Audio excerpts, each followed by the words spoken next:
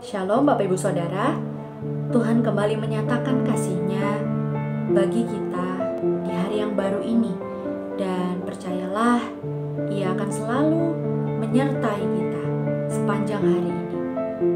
Pembacaan Alkitab kita sudah sampai di Kitab Kidung Agung pasal 2 sampai pasal 4. Dan pagi ini mari bersama-sama kita merenungkan firman Tuhan yang terambil dari Kidung Agung pasalnya yang kedua ayat 15 sampai ayat 17. Judul renungan kita pagi hari ini adalah rubah-rubah kecil. Bapak Ibu Saudara, rubah ini adalah binatang kecil yang suka sekali merusak panen. Rubah juga punya kemampuan adaptasi yang baik.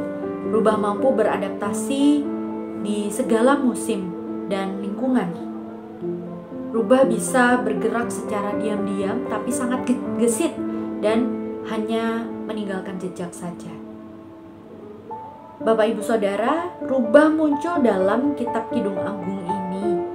Kitab Kidung Agung ini adalah kitab yang mengungkapkan cinta antara seorang gadis kepada kekasihnya.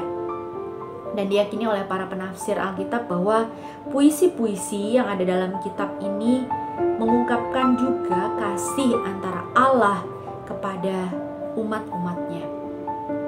Nah, di pasalnya yang kedua ini, penulis kitab Kidung Agung mengisahkan tentang seorang gadis yang sedang jatuh cinta kepada kekasihnya, seorang gembala.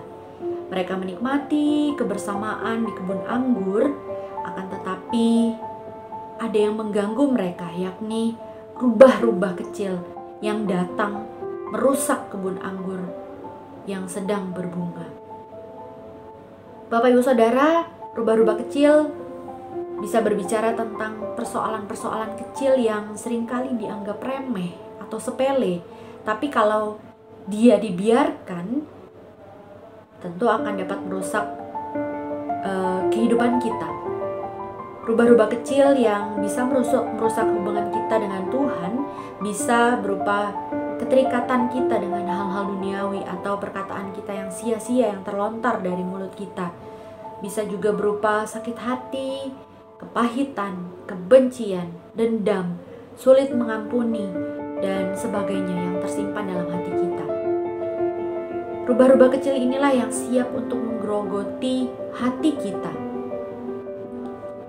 Secara pribadi, pengalaman saya terkadang ada rubah-rubah kecil yang saya biarkan masuk dan menyelinap ke dalam kehidupan saya sehingga mengganggu hubungan saya dengan Allah.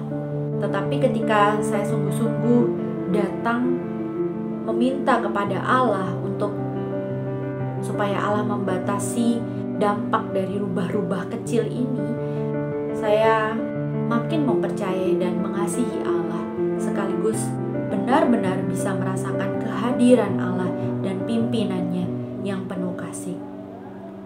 Bagaimana dengan Bapak Ibu Saudara? Adakah rubah-rubah kecil dalam hidup Anda?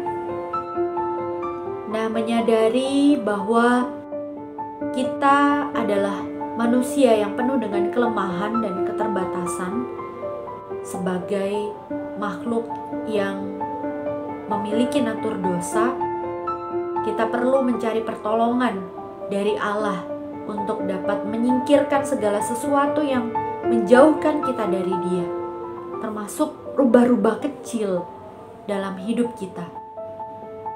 Maka ambillah keputusan untuk membersihkan kebun anggur kita, membersihkan hidup kita, dan percayalah bahwa Allah senantiasa bersedia untuk membantu kita dan menolong kita menghadapi segala situasi ini.